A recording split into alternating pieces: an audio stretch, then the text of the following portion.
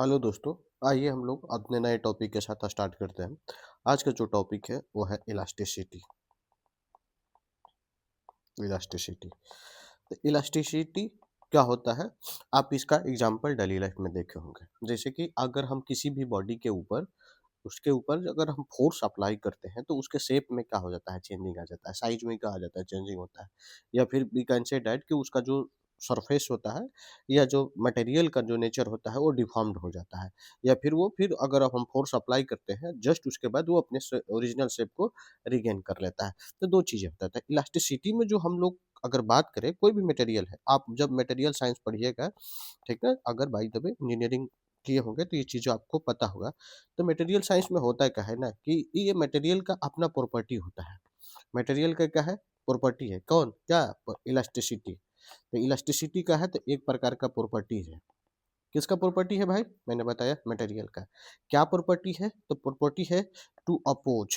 क्या करना है इसको, अपोज द एनी चेंज। मतलब अगर हम लोग का है, दैट मीन्स कहने का मतलब है कि ये करेगा क्या, ये चाहेगा try to regain its original configuration. बात समझ में आया। तो ये क्या है, इलास्टिसिटी का है, एक प्रकार का प्रॉपर्टी है किसका, मटेरियल का। ये करता क्या है, ये बताता ये है कि ये मटेरियल जो है वो अपने अपोज जो भी चेंजिंग हो रहा है उसको अपोज करना चाहता है। क्यों करना चाहता है, to regain its original configuration. ये कैसे होता है, इसी चीज को हम लोग बोलते हैं क्या, ओवरऑल अगर इसी चीज को बात करें तो इसी को हम लोग बोलते हैं इलास्टिसिटी। क्या बोलते हैं इसको, इलास्टिसिटी। आई होप कि आपको ये चीज़ें क्लियर हुआ होगा कि इलास्टिसिटी किसे कहते हैं। तो आप एग्जाम्पल के तौर पर देखो, अगर हम लोग थोड़ा सा कंपेयर भी कर लेते हैं, रबर होता है और स्टील होता है। ये मतलब एनसीईआरटी का सबसे कोर कहोगे ना, मतलब फेमस एग्जाम्पल है। तो बोलो तो सबसे ज़्यादा इलास्टिक कौन होता है, तो सबसे ज़्यादा इलास्टिक स्टील होगा। कैसे भाई, देखो डिफिनीशन के साथ साथ चलो। To oppose the any change, steel ज़्यादा स्ट्रांग होगा और अपोज करेगा चेंज का। साथ ही अगर हम लोग बात करें तो आप ये देखोगे कि टू ये क्या करे, try to regain its original configuration. तो सबसे ज़्यादा ओरिजिनल कॉन्फ़िगरेशन कौन अटेंड करना चाहेगा, स्टील कंपेयर टू रबर। तो आई होप की बात आपको एग्जाम्पल के थ्रू भी आपको समझ में आया होगा।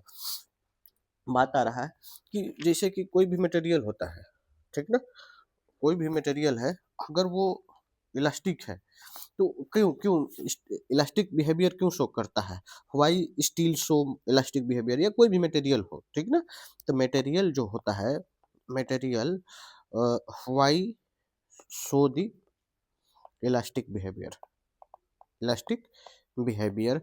इसको थोड़ा सा समझने का कोशिश करते हैं, हो सके तो एग्जाम्पल के थ्रू। आ जाओ, अब देखो जैसे कि हम लोगों ने मटेरियल पढ़ा है, तो मटेरियल में अगर केमिकल बॉन्डिंग जब पढ़ते हैं या केमिकल केमिस्ट्री पढ़ते हैं तो वहाँ पर जो बॉन्ड होता है, ठीक ना, हम लोग बॉन्ड इलेक्ट्रॉन का शिफ्टिंग के वजह से सारी चीज़ें बाद में केमिस्ट्री पढ़ेंगे तो वहाँ से समझेंगे। लेकिन जो फिजिक्स है ना, यहाँ पर जो मटेरियल साइंस है, तो उसको अलग तरीके से समझते हैं। जैसे कि आप एग्जाम्पल के तौर पर देखो, एग्जाम्पल के तौर पर देखो, मान लो कि ये कोई एटम हो गया, हम लोगों ने क्या किया, इसको रीअरेंज कर दिया। आप देखोगे इसको जो बॉन्डिंग है ना, बॉन्डिंग को हम लोग इस तरीके से यहाँ पर शो करने का कोशिश करते हैं।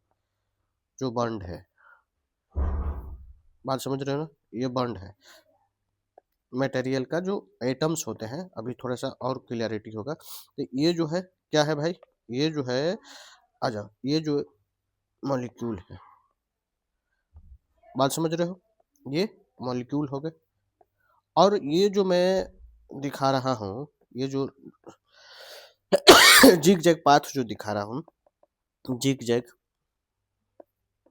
जो पाथ है, इसको हम लोग क्या बोलते हैं, बॉन्ड बोलते हैं। और ये बॉन्ड जो है ना, behave like the spring, spring के जैसा ये बिहेव करता है। तो अब देखो, अब होगा क्या, तो ये जो, इसी को हम लोग जिग जैग जो पाथ है बॉन्ड, या इसी को हम लोग आर नॉट, या इसी को और नाम बोले तो क्या बोलते हैं, यही है ना इंटरमोलिकुलर, क्या बोलते हैं इसको, इंटर, क्या बोलेंगे, इंटरमोलिकुलर इंटर मॉलिक्यूलर, ठीक है ना, इंटर मॉलिक्यूलर डिस्टेंस बोलते हैं, ठीक है। इंटरमोलिकुलर एक प्रकार का डिस्टेंस है। चलो, तो अब होगा क्या, हम करते क्या है, इस पर एक फोर्स लगाते हैं।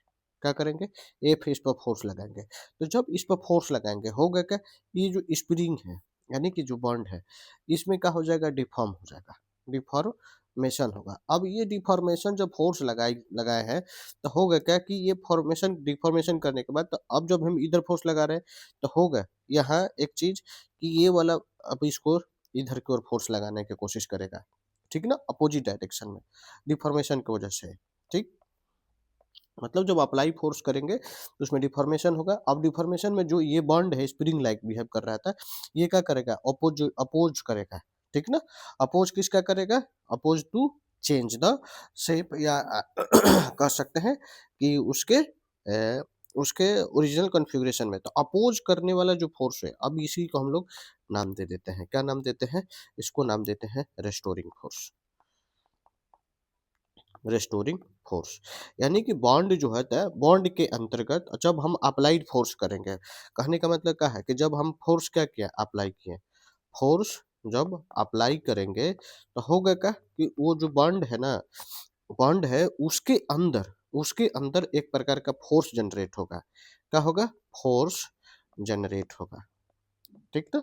और जो फोर्स जनरेट होगा उसी फोर्स को क्या बोलते हैं, उस फोर्स को हम लोग बोलते हैं, क्या बोलते हैं, बोलो, उसको बोलेंगे हम लोग, क्या बोलेंगे, बोलो ना, उसको बोलेंगे हम लोग रेस्टोरिंग फोर्स, रेस्टोरिंग फोर्स।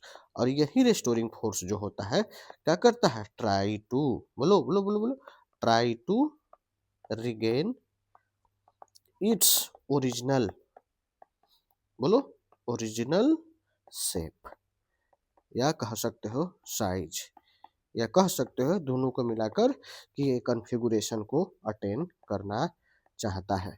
बात हो रहा होगा कि समझ में आ रहा होगा, यहाँ तक तो ठीक है। चलो, एक और बात समझने की कोशिश करते हैं इसी के अंदर। मेरे भाई, हम लोगों ने देखा है, क्या देखा है, बचपन में पढ़ा था, क्या देखा था। अब आप एक और चीज़ देखोगे होगे कि जब एक ऐसा टाइम होता है कि आप किसी के ज़्यादा क्लोज़ जाते हो ना, आप जब किसी के ज़्यादा क्लोज़ जाते हो, तो एक ऐसा मोमेंट हो जाता है जहाँ पर आप फर्दर आगे नहीं जा पाओगे। वो चीज़ें आप वहाँ पर आपका ब्रेकिंग होने लगेगा। और जब आप करते कहो, जब किसी से जब ज़्यादा दूर जाने लगते हो तो फिर वहाँ पर भी आपके साथ रिलेशन गड़बड़ होने लगता है। मतलब ये लेंज लॉ होता है, फिज़िक्स में आप पढ़े होंगे। आगे भी हम लोग पढ़ेंगे फिज़िक्स में लेंज लॉ। तो अब देखो, इसको हम लोग जो मटेरियल के अंतर्गत भी अप्लाई करेंगे। देखो मटेरियल के अंतर्गत कहाँ अप्लाई करेंगे, आ जाओ। आप ये जो होप कि आप इसको पढ़े होंगे। देखो, ये एक एनर्जी हम लोग पढ़े होते हैं जिसको हम लोग पोटेंशियल एनर्जी बोलते हैं। और इसको पोटेंशियल एनर्जी और जो इंटरमोलिक्यूलर डिस्टेंस है आर नॉट, इसके बीच की हम लोग थोड़ा सा समझने की कोशिश करते हैं, रिलेशन क्या है, ठीक है ना। इससे हम लोगों का समझने में बहुत सहूलियत मिलेगा कि मॉलि मटेरियल जो होता है कब वो डिफॉर्म होगा, कब डिफॉर्म नहीं होगा। तो देखो, जब यहाँ पर आप क्या देख रहे हो, आप यहाँ पर एक चीज़ देख रहे हो कि भैया ये जो पोटेंशियल एनर्जी यहाँ पर क्या है, पॉजिटिव है। आप देख रहे हो कि इधर जो है पोटेंशियल एनर्जी क्या है, नेगेटिव है। देख रहे हो ना, ये पोटेंशियल एनर्जी यहाँ क्या दिख रहा है, नेगेटिव दिख रहा है। तो आप क्या देखोगे कि एक ऐसा टाइम आया है कि जहाँ पर मिनिमम पोटेंशियल एनर्जी एग्जिस्ट कर रहा है। क्या कर रहा है, मिनिमम पोटेंशियल एनर्जी एग्जिस्ट कर रहा है। और एक और चीज़ देख रहे हो कि ये इधर पोटेंशियल एनर्जी हाई है। तो जहाँ पर अब मिनिमम पोटेंशियल एनर्जी होने का मतलब क्या है, मिनिमम, अगर किसी भी चीज़ का पोटेंशियल एनर्जी मिनिमम होता है, मिनिमम पोटेंशियल एनर्जी, इसका मतलब क्या है, इसका मतलब ये है कि हम कहेंगे कि दैट इज वो मटेरियल का है, मोर स्टेबल है, मोर स्टेबल है।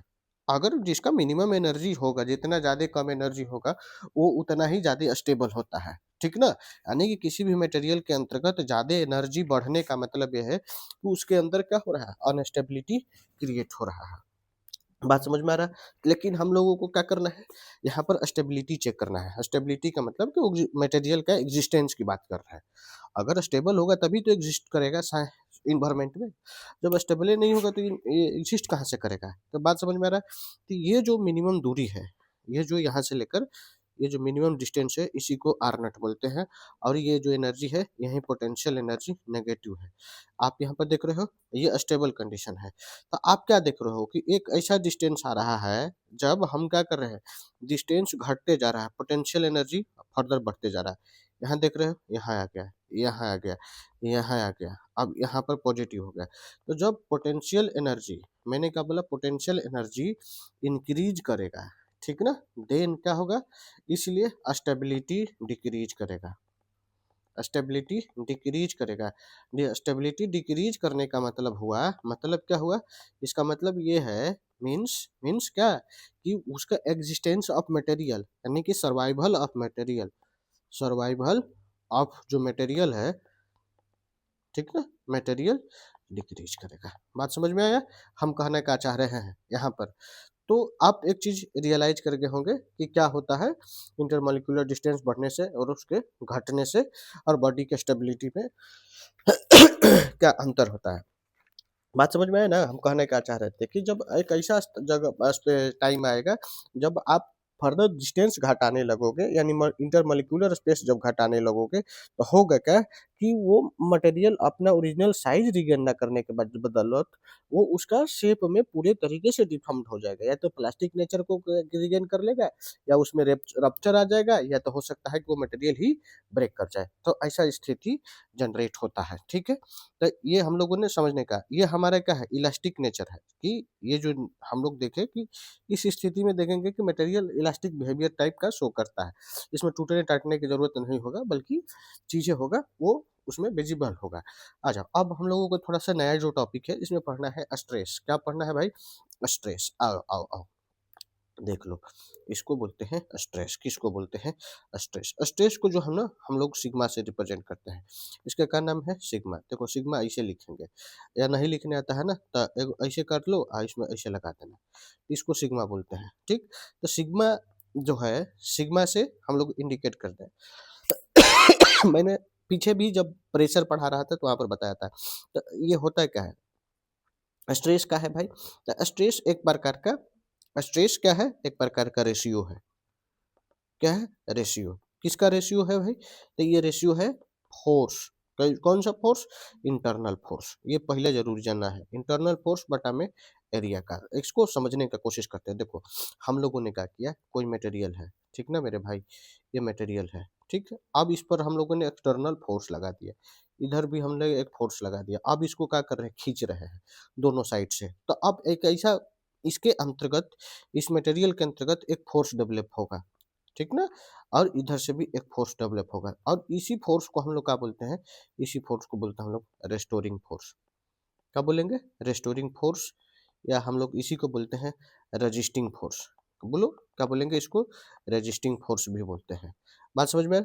तो ये, या हम लोग उसी को और नाम बोले तो उसको इंटरनल फोर्स भी बोलेंगे। क्या बोलेंगे, इंटरनल फोर्स भी बोलेंगे, इंटरनल फोर्स भी बोलेंगे। तो बात समझ में आ गया। अब होगा क्या, तो इसी को हम लोग, अब इस बॉडी के अंतर्गत क्या हो जाएगा, अब स्ट्रेस जनरेट होगा, क्योंकि बाहर से हम खींच रहे हैं, अंदर से ये खींच रहा है। जैसे कि एग्जांपल के तौर पर देख लो, हम लोग क्या है, हम लोग बच्चे हैं ना। तो अब देखो, मान के चलो थोड़ी देर के लिए होगा क्या, कि ये हो जाए हम लोगों का पापा जी, फादर, ठीक है ना। अब इधर से हम लोग खींच रहे हैं, इधर से मम्मी खींच रही है। अब स्थिति क्या होगा, पापा जी का हालात खराब। पापा जी कब आ जाएंगे, किस स्थिति में आ जाएंगे, पापा जी स्ट्रेस में आ जाएंगे। बात समझ में आ गया, स्ट्रेस का होता है। तो फोर्स, कौन सा फोर्स, इंटरनल वाला फोर्स। बात समझ में, इंटरनल बटा में एरिया। तो इसी को हम लोग क्या बोलते हैं मेरे भाई, इसी को हम लोग बोलते हैं कि ये एक प्रकार का स्ट्रेस जनरेट हो गया, ठीक है ना। स्ट्रेस क्या होता है, लेमैन लैंग्वेज में मैंने बताया, समझाने की कोशिश किया, समझ में आ गया होगा हमको लगता है कि क्या होता है। चलो अब यहाँ तक तो ठीक है। अब अगर हम लोग बात कर ले थोड़ी सी, क्योंकि एग्जाम है ना, कोई नहीं जानता है, तो इसमें समझ लेते हैं कि इसका टाइप क्या होता है। तो टाइप ऑफ स्ट्रेस समझने की कोशिश करते हैं। किसकी बात कर रहे हैं हम लोग, टाइप ऑफ स्ट्रेस की। तो आ जाओ थोड़ा सा स्ट्रेस हुआ का टाइप समझते हैं कि इसका टाइप क्या होता है। तो टाइप क्या होगा, तो ये मुख्य रूप से हम लोगों को तीन प्रकार का दिखता है। कितने प्रकार का दिखेगा बोलो, तीन प्रकार का, थ्री टाइप होता है। आओ देखते हैं कौन कौन सा होता है। तो अगर हम लोग पहला नंबर पर अगर बात करें तो वो है लॉन्गिट्यूडनल। बोलो लॉन्गिट्यूडिनल। बात समझ में? लॉन्गिट्यूडिनल देखो आज इसको हम लोग ऐसा पढ़ लेंगे कि फिर बाद में लॉन्गिट्यूडिनल हो ऐसा सुनने के बाद ऐसा दिमाग में ना आया कि ये सब कौची बोल रहे हैं, इंग्लिश बोल रहे हैं, ठीक ना। लॉन्गिट्यूडिनल बोलो। दूसरा अगर बोले तो सीयर बोलेंगे। क्या बोलेंगे? सीयर बोलेंगे, या इसी को हम लोग टेंजेंशियल बोलते हैं, ठीक ना, टेंजेंशियल स्ट्रेस बोलते हैं। तीसरा नंबर पर अगर हम लोग बात करें तो एक होता है वॉल्यूम स्ट्रेस। चलो आओ एक एक करके हम लोग समझने का कोशिश करते हैं कि लॉन्गिट्यूडनल स्ट्रेस क्या होता है। अगर इसको ए मान लो, ये बी मान लेते हैं, और ये थर्ड नंबर पर सी होगा। चलो आ जाओ, लॉन्गिट्यूडनल स्ट्रेस क्या है समझने का कोशिश करना है। लॉन्गिट्यूडनल का मतलब क्या होता है? देखो कोई भी मटेरियल हो गया, ठीक ना, ये मान लो ये मटेरियल हो गया, ठीक, ये मटेरियल हो गया, या वी कैन से डैट कि ये कोई बल्क हो गया, ठीक ना, ये कोई बल्क हो गया, ऐसे करके जूम कर लो, ठीक है। या इसको थोड़ा सा आप एक एक ही से समझने का कोशिश करते हैं, वो ज़्यादा क्लियरिटी करेगा। मान लो कि ये ऐसे कोई मटेरियल हो गया, ठीक है। अब करेंगे क्या? लॉन्गिट्यूडनल। लॉन्गिट्यूडनल कहने का मतलब है कि अलोंग द रेडियस। बोलो अलोंग द रेडियस। बात समझ में आ रहा है? अलोंग द जो मटेरियल है ना, ये मटेरियल हो गया, तो मटेरियल का जो ये जो सेंटर हो गया, ये सेंटर हो गया, तो ये जो लंबाई है ना, ये लंबाई, सॉरी, जो लंबाई है, तो इस लंबाई के सेंटर से खींचो, इस लंबाई के सेंटर से खींचो, मतलब along the length, sorry along the, इसको रेडियस नहीं, अलोंग द लेंथ मानो। हो गया। अब इसको हम लोग फोर्स लगा रहे हैं। उसी तरीके से कोई मटेरियल हो गया, ये भी आप देखोगे होगा क्या कि इसमें क्या करेंगे, अब इसके अलोंग, ठीक ना, सेंटर के अलोंग, मटेरियल के जस्ट जो लेंथ है, लेंथ के सेंटर के अलोंग, अब इस पर हम फोर्स अप्लाई कर रहे हैं, यहाँ भी हम फोर्स अप्लाई कर रहे हैं, यहाँ भी हम लोग क्या कर रहे हैं, फोर्स अप्लाई कर रहे हैं। तो आप यहाँ पर भी देखोगे क्या होगा, लॉन्गिट्यूडनल स्ट्रेस जनरेट होगा। मतलब यहाँ पर जो टाइप का जनरेट होने वाला जो स्ट्रेस है, इसको हम लोग बोलते हैं टेंसाइल स्ट्रेस। कौन सा? Tensile stress. और यहाँ पर जो एक प्रकार का जो स्ट्रेस जनरेट होगा, तो यहाँ पर बोलते हैं कंप्रेसिव स्ट्रेस। कंप्रेसिव स्ट्रेस बोलते हैं। देखो ना, कंप्रेस हो रहा है, कंप्रेस में तो दबाया जा रहा है, टेंसाइल में तो खिंचाव। देखो इसको खींचने के अंतर से, अब इसमें खींच रहे हैं तो इसके अंदर की ओर फोर्स लगना, इसको इधर से खींच रहे हैं तो इसके अंदर की ओर एक फोर्स लगेगा, तो अब यहाँ जो जनरेट होगा इसके अंदर में, तो वो टेंसाइल स्ट्रेस जनरेट होगा। सिमिलर यहाँ पर जब फोर्स लगा रहे हैं, तो अब ये मटेरियल क्या करेगा, इलास्टिक मटेरियल है ना, मटेरियल इलास्टिक होता है, अब ये इधर की ओर, अब इधर अपोज में लग जाएगा। लेंज लॉ दिमाग में रखो, लेंज लॉ वही होता है कि जब तुम क्या करते हो, किसी के पास जाना चाहते हो, तो वो क्या चाहता है कि वो तुमको धकेले, और जब तुम उससे दूर जाओगे तो वो क्या करेगा, तुमसे खींचना शुरू कर देगा, वो लेंज लॉ। उसी तरीके से यहाँ पर भी हम कंप्रेसिव फोर्स की बात कर रहे हैं और टेंसाइल स्ट्रेस की बात कर रहे हैं, ठीक है ना। यानी इलास्टिक मटेरियल में ये चीज़ें दिखने को भी मिलता है। तो यहाँ पर टेंसाइल और कंप्रेसिव स्ट्रेस को भी हम लोगों ने समझने का कोशिश किया। आओ आगे देखने की कोशिश करें तो एक है शियर या टेंजेंशियल स्ट्रेस। शियर समझ रहे हो ना, टेंजेंशियल समझ रहे हो। बात समझो, देखो मान के चलो कि जैसे एक बहुत मोटी किताब है, क्या है, मोटी किताब, मोटी बोले तो, मोटी बोले तो मोटी की बात कर रहे हैं हम, ठीक ना। आप और मोटी मत समझ लेना, अपनी दोस्त दोस्त की बात नहीं कर रहे हैं, ठीक है। ये किताब हो गया, हम क्या कर रहे हैं, इस पर फोर्स लगा रहे हैं। तो आप क्या देखोगे, जब फोर्स लगाओगे ना, तो इसके एक ऐसा आएगा फोर्स लगाने के बाद, थोड़ा सा मैं एक फिर से बनाने की कोशिश कर, ये कोई, ठीक है, मटेरियल है। अब आप क्या करोगे, इस पर फोर्स लगाओ, एक फोर्स लगाओ, यहाँ पर मैंने फोर्स लगाया, होगा क्या, होगा ये कि आप जब फोर्स लगाओगे तो इसके शेप में डिफॉर्मेशन आ जाएगा। बात समझ में आ गया? हमने फोर्स लगाया तो अब ये इसको आप देखोगे क्या कि ये शेप में चेंजिंग आ गया, ये यहाँ से यहाँ तक डिस्प्लेस हो गया। तो इसी चीज़ को हम लोग क्या बोलते हैं, इसी चीज़ को क्या बोलते हैं, शियर या टेंजेंशियल, या हम कहेंगे कि जो ये चेंजेज आएगा किधर, along the tangent, along the tangent, tangent. बात समझ में आ गया?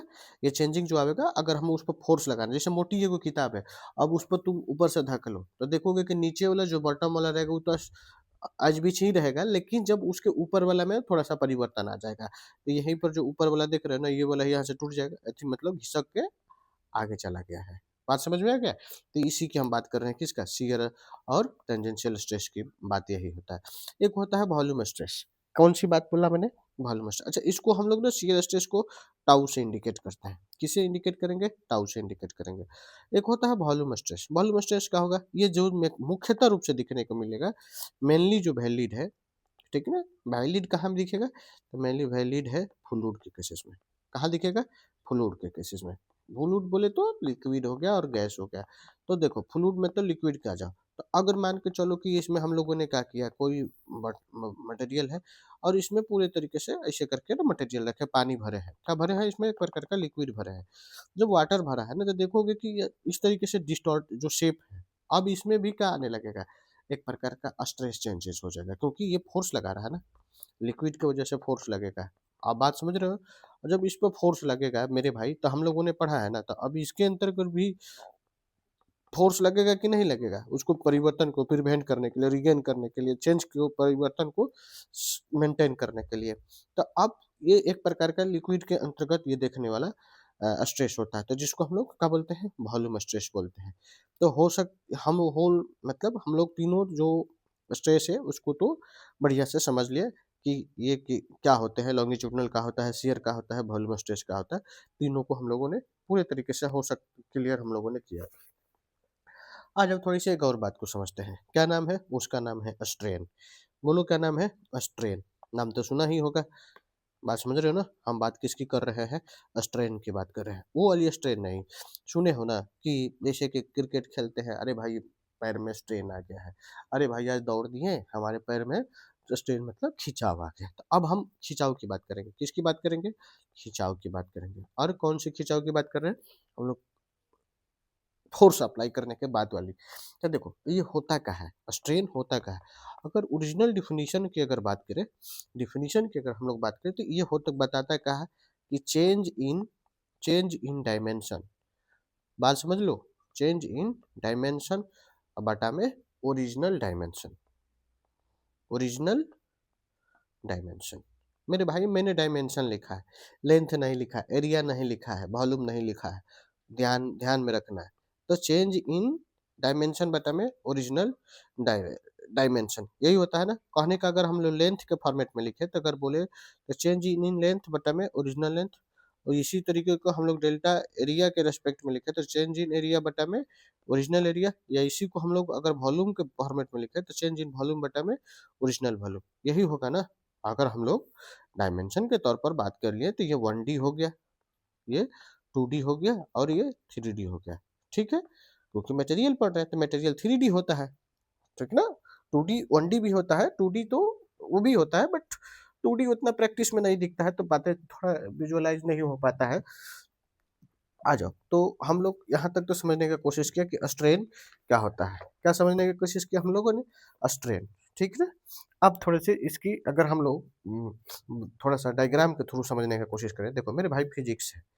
क्या है ये? फिजिक्स। फिजिक्स में जब तक डायग्राम ना बनाएगा नमूना, तो जानते हो ऊपर से चला जाएगा, पूरा पूरा लगेगा कि ऊपर ऊपर कुछ जा रहा है। तो देखो, मैं कोई मटेरियल हो गया, ठीक है। अब ये मटेरियल हो गया, हमने क्या किया, इस पर फोर्स लगा दिया एफ। बात समझ में आ गया? अब जब फोर्स लगा दिया तो होगा क्या? जब फोर्स लगाने के बाद हम देखेंगे कि क्या देखेंगे कि कुछ देर के बाद भैया ये जो है ना बढ़ गया है। क्या हो गया? इलोंगेटेड हो गया है।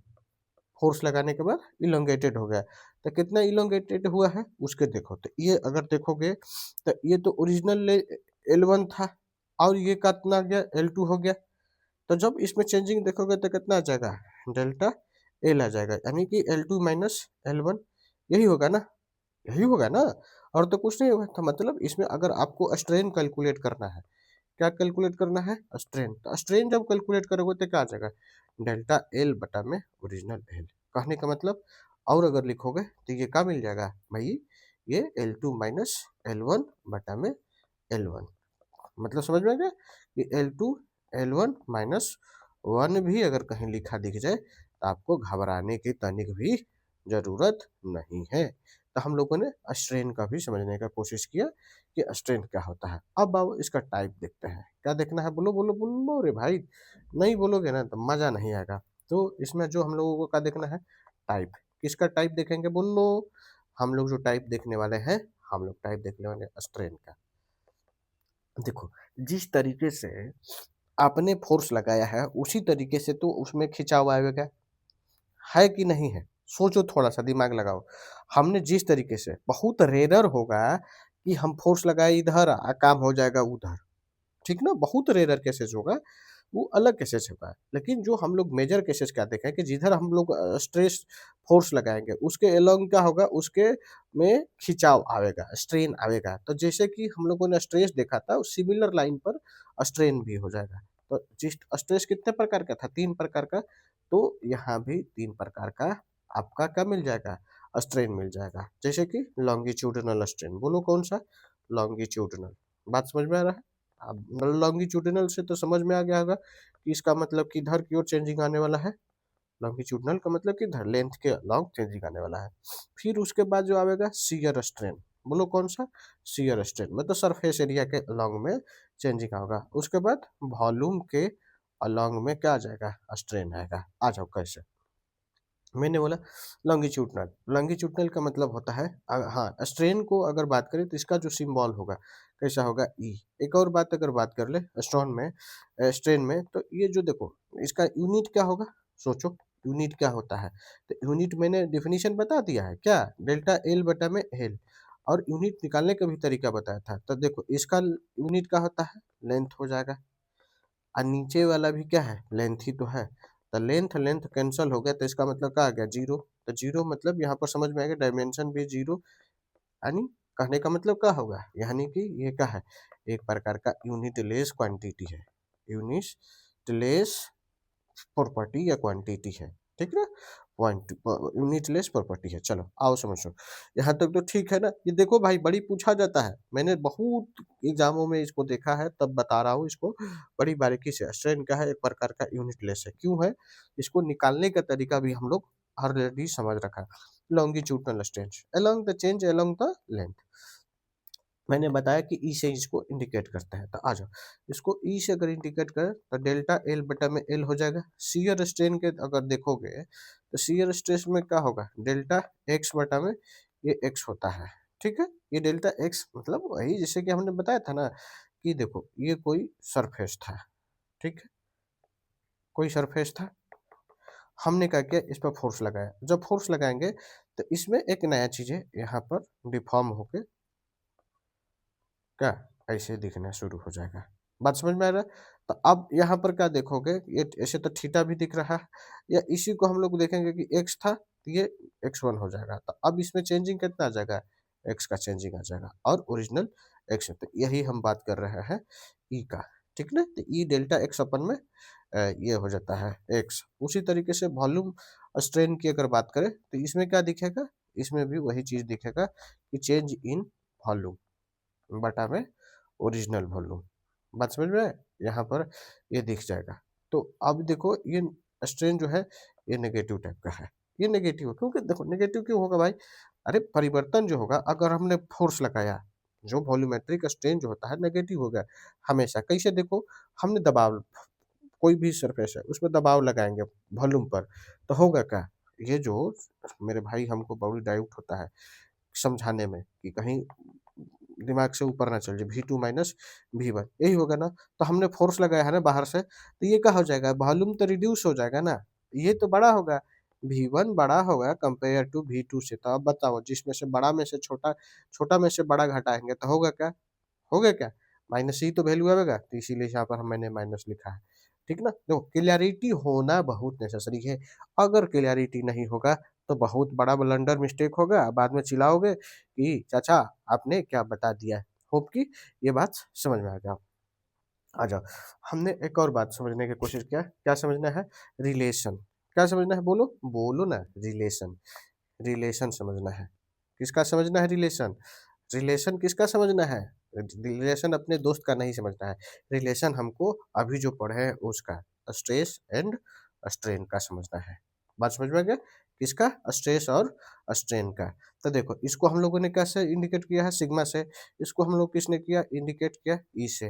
तो देखो ये दोनों के बीच का जो रिलेशन बताने वाला एक बहुत बड़ा आदमी आया, ठीक ना। स्ट्रेस और स्ट्रेन के बीच का जो रिलेशन जो बताने वाला कोई आदमी आया ना, तो बहुत बड़ा टैलेंटेड आदमी आया। बात समझ में आया? कौन आदमी आया? टैलेंटेड। वो जो आदमी था उसका नाम क्या था? कुछ आइडिया लगाओ। कुछ आइडिया अगर आ रहा है तो लगाओ, दिखाओ कि कौन है भाई जिसने स्ट्रेस और स्ट्रेन के बीच में रिलेशन बताया। हाँ, याद आ रहा है? हाँ हाँ हाँ, लग रहा है कि याद आ गया होगा। क्या नाम है उसका? उसका नाम है हुक। कौन नाम है भाई? वो है हुक। बात समझ में? तो हुक साहब ने एक रिलेशन एस्टेब्लिश किया किसके बीच में? स्ट्रेस और स्ट्रेन के बीच में। तो उन्होंने बताया ना कि सर, ये जो सिग्मा होता है ना, डायरेक्टली प्रोपोर्शनल होता है किसके? स्ट्रेन के। बात समझ में? ये बात किसने बोला? हुक ने तो बोला। तो हुक साहब ने बोला कि जो सिग्मा है, जो स्ट्रेन के डायरेक्टली प्रोपोर्शनल है, यानी कि हम जितना ज्यादा स्ट्रेस लगाएंगे उतना ही ज्यादा क्या होगा? उतना ही ज्यादा स्ट्रेन उसमें डेवलप होगा। बात समझ में आया?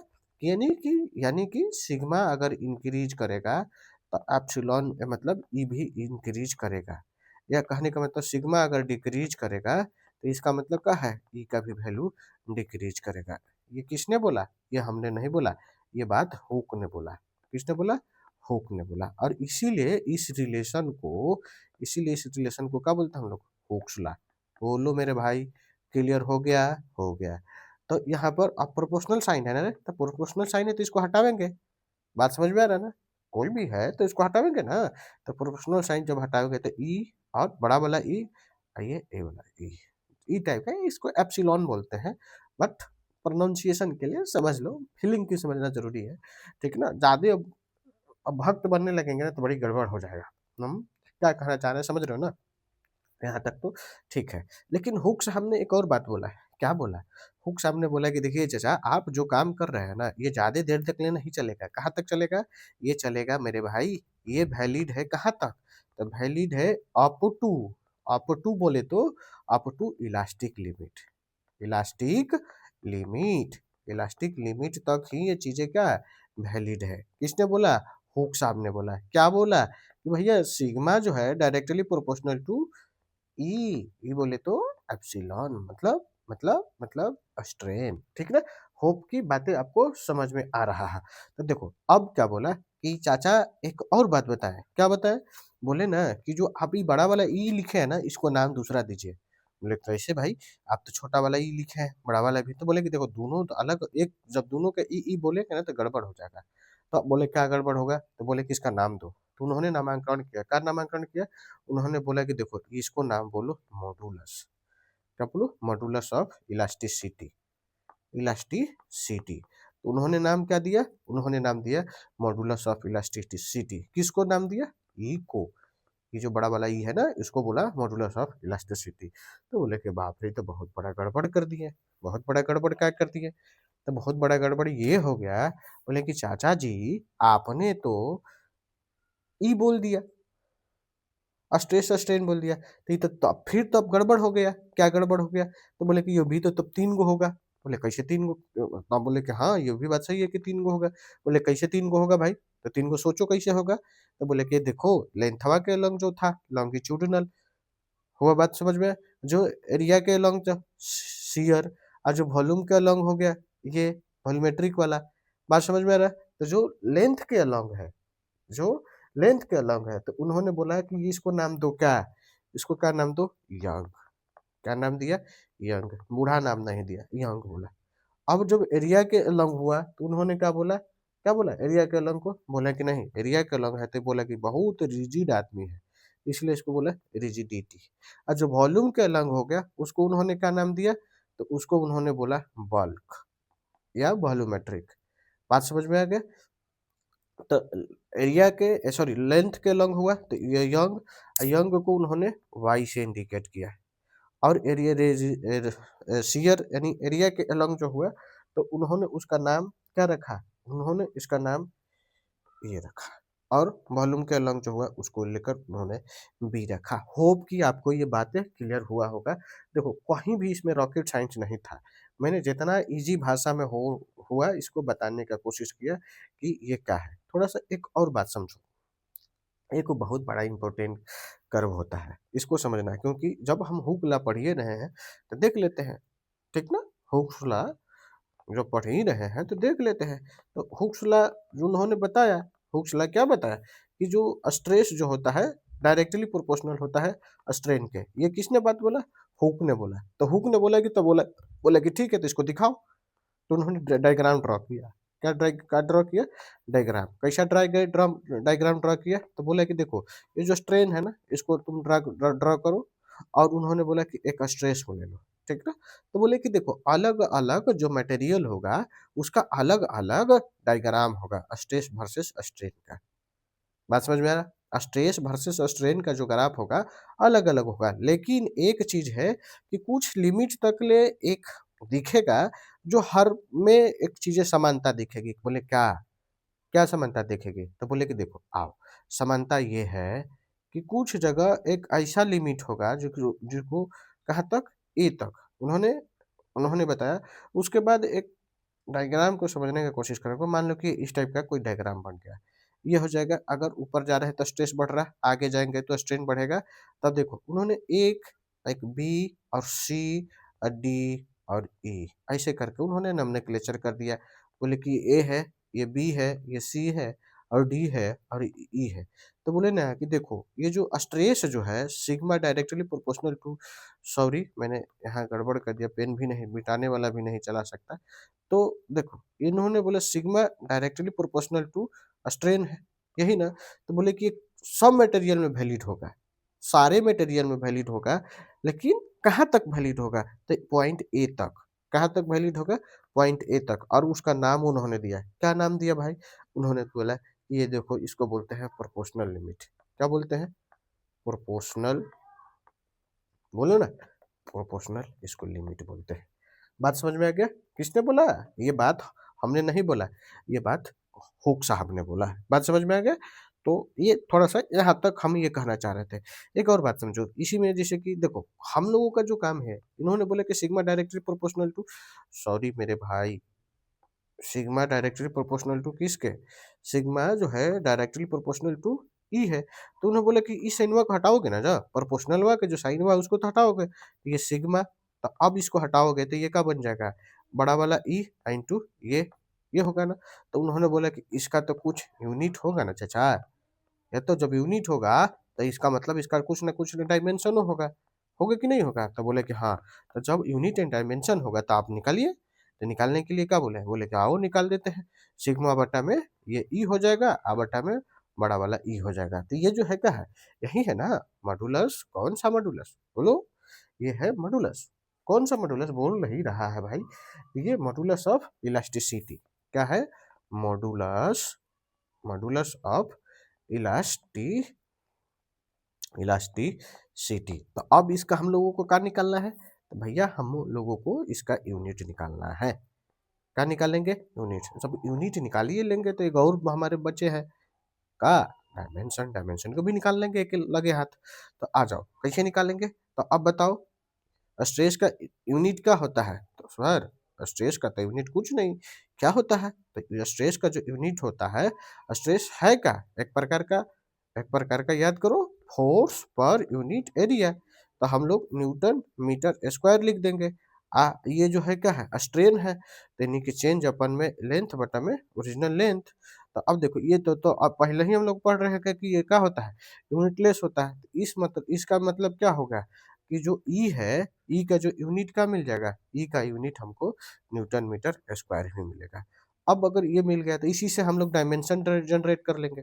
तो इसका न्यूटन का क्या होता है? एम एल टी के पावर -2, और मीटर का यहाँ पर एम जीरो एल स्क्वायर और टी जीरो। आप कर लो इसको अरेंज। अरेंज कर लोगे तो क्या मिल जाएगा? एम हो जाएगा, ये एल के -1 आ जाएगा और टी के पावर -2 आ जाएगा। तो ये इस तरीके से हमको लग रहा है कि आपको ये बात, होपफुली आपको ये क्लियर हुआ होगा कि हम कहना का चाह रहे थे। अब आगे हम लोग इसी में थोड़ा और बढ़ने का कोशिश करते हैं। कहाँ बढ़ने की कोशिश करते हैं? और थोड़ा अंदर चलते हैं। अंदर कहाँ जाएंगे भाई? अंदर नहीं जाना है, यही समझना है। आ जाओ कैसे समझने की कोशिश करते हैं थोड़ी सी, कि थोड़ा सा स्ट्रेस और स्ट्रेन का जो कर्व हम लोगों ने यहाँ देखा था, थोड़ा सा इसके बारे में समझना जरूरी है। आ जाओ इसमें क्या समझना जरूरी है? मैंने ये बता दिया कि जो डायरेक्टली प्रोपोर्शनल की जो हम लोगों ने देखा है कि स्ट्रेस और डायरेक्टली प्रोपोर्शनल टू स्ट्रेन हो रहा था अप टू दी कहाँ ए ए तक। ए का है लिमिट ऑफ प्रोपोर्शनलिटी बोलते हैं इसको, या प्रोपोर्शनल लिमिट बोलते हैं। बात समझ में आ रहा है? यहाँ तक तो ठीक है ना? होप कि आपको क्लियरिटी हो रहा होगा। और इतने दूर तक ले खाली ये वैलिड है स्टोक्स लॉ, स्टोक्स लॉ कर रहे हैं, हुक्स लॉ, ठीक ना? ई ज्यादा तक ले मत ले, और ई मत कहना बी तक ले वैलिड है, ई तक ले वैलिड है, नहीं नहीं नहीं। ये केवल जो हुक्स लॉ कहाँ तक वैलिड है, अगर मान लीजिए ओ है तो ओ से लेकर ए तक ही क्या है, हुक्स लॉ वैलिड है, बी तक ना। तो हम लोग बी का क्या नाम देते हैं, बी को जो नाम देते हैं उसको बोलते हैं इलास्टिक लिमिट। क्या नाम देंगे, इलास्टिक लिमिट। बात समझ में आ गया, इलास्टिक लिमिट। उसी तरीके से अगर हम सी को बात करें तो सी तो कोई वो जनरल टेंट है, मतलब दिखाने के लिए कि देखो यहाँ पर ना इलास्टिक लिमिट आकर पूरे तरीके से खत्म होना शुरू हो जाता है। तो सी पर क्या हो जाता है, इलास्टिक लिमिट, इलास्टिक जो लिमिट है यहाँ पर उसका लिमिट हो जाता है, इलास्टिक लिमिट का लिमिट हो जाता है। बात समझ में, खत्म हो जाता है। बात आ रहा है कि डी का है, तो डी पर आप क्या देखोगे, मटेरियल के अंदर देखोगे क्या कि भैया मैक्सिमम स्ट्रेस एग्जिस्ट कर रहा है। क्या करेगा, मैक्सिमम स्ट्रेस एग्जिस्ट कर रहा है। बात समझ में। ई का है पॉइंट ऑफ, इसको रप्चर बोलते हैं या पॉइंट ऑफ ब्रेक बोलते हैं। इसको क्या बोलते हैं बोलो, पॉइंट ऑफ ब्रेक बोलते हैं, पॉइंट ऑफ ब्रेक बोलते हैं। मैंने एक और बात बोला था पीछे में कि जो स्ट्रेस और स्ट्रेन का जो कर्व होता है अलग अलग मटेरियल के लिए, ठीक ना, आयरन के लिए अलग होगा, एल्युमिनियम के लिए अलग होगा, कॉपर के लिए अलग होगा, जिंक के लिए अलग होगा, stress versus stress versus strain के ग्राफ। ये नहीं कि एक ही में ये ऐसे डायग्राम ड्रॉ करके आप बात समझने की कोशिश कर, हाँ हम लोग को परीक्षा दे रहे हैं तो चलेगा, ठीक ना। हम कहने का चाह रहे हैं, होप कि ये चीजें आपको विजिबल यानी क्लियर हो गया होगा, हम कहना क्या चाह रहे थे, ठीक है। अब थोड़ी सी एक और अगर हम लोग बात समझने की कोशिश करते हैं, बड़ी इंपॉर्टेंट बात है। क्या इंपॉर्टेंट बात है, डेली लाइफ में हम लोग देखे हैं, क्या डेली लाइफ में देखे हैं, थर्मल स्ट्रेस। क्या देखे हम लोग, बोलो बोलो, thermal, thermal stress. Thermal stress जब पढ़े हैं तो इसी के साथ ना स्ट्रेन देख लेंगे, तो हम लोग स्ट्रेन भी देखेंगे। नाम से पता चल गया है थर्मल, थर्मल का मतलब क्या होता है मेरे भाई, हीट। हीट जनरेट क्यों होता है, तो ड्यू टू टेम्परेचर। और टेम्परेचर का होता है degree of hotness, degree of hotness, hotness बोलो या कोल्डनेस बोलो, ठीक ना। कोल्डनेस भी जितना कोल्ड है वो भी तो टेम्परेचर ही है। तो देखो ये अब टेम्परेचर की खेल हो रहा है, करेंगे क्या, ले लो, क्या ले ले, ये रॉड, ठीक ना। अब ये रॉड जब ले लिए तो अब यहाँ पर क्या करेंगे, ठीक ना। ले लो एक और चीज, लैंप, लैंप लेकर क्या करोगे, लैंप लेकर इसको हीट करो ना। तो जब लैंप लेकर हीट करोगे तो देखोगे क्या होगा, इसमें थर्मल एक्सपेंशन आ जाएगा। क्या होगा बोलो भाई, थर्मल एक्सपेंशन हो जाएगा। बात समझ में आ रहा है, थर्मल एक्सपेंशन होगा। अब थर्मल एक्सपेंशन के वजह से क्या होगा मेरे भैया, बोलो ना, उसमें आ जाएगा डेल्टा एल बटा में एल आ जाएगा। और इसी चीज को क्या बोलते हैं, इसी चीज को हम लोग बोलते हैं, क्या बोलेंगे, थर्मल स्ट्रेन। इसको बोलेंगे थर्मल स्ट्रेन। बात समझ में आ गया, थर्मल स्ट्रेन हम किसको कहते हैं। तो ये जो थर्मल स्ट्रेन जो होता है इसी को हम लोग को समझना है कि हमने क्या किया, ये मान के चलो कि यहाँ पर इस तरीके से था, तो अब जब हीट करने लगेंगे तो आफ्टर, ये नॉर्मल कंडीशन था, नॉर्मल कंडीशन है ये, ड्यूरिंग नॉर्मल कंडीशन। तो नॉर्मल कंडीशन में क्या है, एल। आफ्टर हीटिंग के बाद, आफ्टर हीटिंग के बाद आप क्या देखोगे, तो ये कुछ ना कुछ चेंजिंग आ जाएगा, डेल्टा एल आ जाएगा। तो ओवरऑल जो रॉड है या यू कैन से डैट कि जो मटेरियल है उसमें चेंजिंग आ जाएगा ना। तो यू का बचेगा उसमें, अगर हम लोग थोड़ी सी एक और बात इसको डिलीट करते हैं, देखने का कोशिश करते हैं, तो एक चीज देखने को मिलेगा कि जो डेल्टा एल का जो वैल्यू आएगा ना, डेल्टा एल वो आ जाएगा एल इंटू, ठीक ना, L into alpha into delta T. ये आ जाता है थर्मल एक्सपेंशन का फार्मूला। आप इस तरीके से याद रखो, आपसे ज़्यादा कुछ नहीं पूछा जाएगा, ठीक ना। तो ये लॉन्गिट्यूडनल थर्मल एक्सपेंशन था। उसी तरीके से आप अगर किसी दो प्रकार का मान के चलो कि कोई ब्लॉक हो गया, ये भी कोई ब्लॉक हो गया, अब इसको दोनों के बीच में फिट कर दो, ठीक है। जब फिट कर दोगे तो यहाँ पर हिट करो, जब हीट करोगे तो क्या दिखेगा, हीट करोगे तो अब यहाँ पर दिखने लगेगा कि एक प्रकार का स्ट्रेन जनरेट हो गया, साथ ही साथ स्ट्रेस भी जनरेट होगा। तो कौन सा स्ट्रेस जनरेट होगा, तो यहाँ पर देखोगे कि कंप्रेसिव कंप्रेसिव स्ट्रेस, ठीक ना, कंप्रेसिव स्ट्रेस और कंप्रेसिव स्ट्रेन भी जनरेट हो जाएगा। होप कि ये बात क्लियर आ गया होगा। एक और बात समझ लो इसी के साथ है, हम लोग बचपन में बड़ी पढ़े हैं, इसको बोलते हैं पॉइजन रेशियो। क्या बोलते हैं इसको, पॉइजन रेशियो। बड़ी पूछ देता है रे, डिफिनीशनवा ये सब फालतू के पूछ देता है, लेकिन क्या करेगा, हम लोग भी फालतू एक बैठे हैं, रटना तो पड़ेगा ही। इसीलिए ना इंडिया का मतलब छोड़ो, इंजीनियरिंग करोगे तब समझोगे। तो पॉइजन रेशियो क्या होता है, पॉइजन रेशियो कुछ नहीं है तो है क्या भाई, तो ये है लेटरल स्ट्रेन। क्या मैं बोला, लेटरल स्ट्रेन बटा में बोलो लॉन्गिट्यूडनल स्ट्रेन। बात समझ में आ गया। लेटरल कहने का मतलब क्या होता है, देखो लेटरल स्ट्रेन कहने का मतलब हमने बोला लॉन्गिट्यूडनल स्ट्रेन। लॉन्गिट्यूडनल तो नाम से समझ में आ गया कि नहीं, अलोंग द लेंथ, ये लेंथ के अलोंग चेंजेज होगा। तो लेटरल स्ट्रेन किसे कहता है, लेटरल का मतलब ये वाला एरिया के अलोंग, ठीक ना। लेटरल मतलब जिसके अलोंग ये क्या करे, रोटेट कर सके, लेट के चल सके, ये लंबा लंबा है ना लॉन्गिट्यूडनल। तो यानी कि इसके ये वाला, यानी कि सरफेस एरिया के अलोंग का हो, सरफेस एरिया के अलोंग, के अलोंग क्या होगा इसका है, अब अब क्या होगा, स्ट्रेन डेवलप होगा, स्ट्रेन डेवलप्ड होगा। बात समझ में आ गया।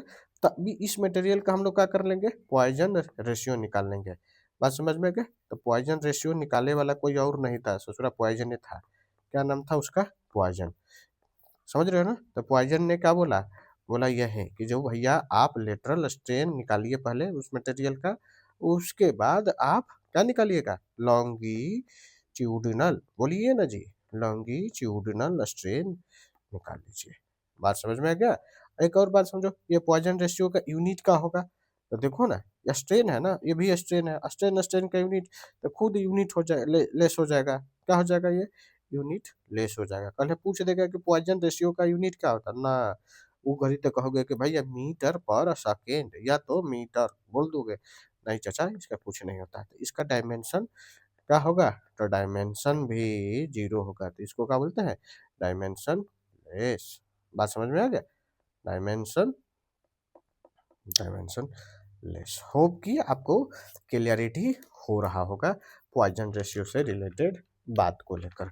तो आप यहाँ तक तो चीज़ों को समझ गए होंगे कि हमने क्या क्या बक बक किया और क्या क्या आपको समझाने का कोशिश किया कि ये क्या क्या था, ठीक है।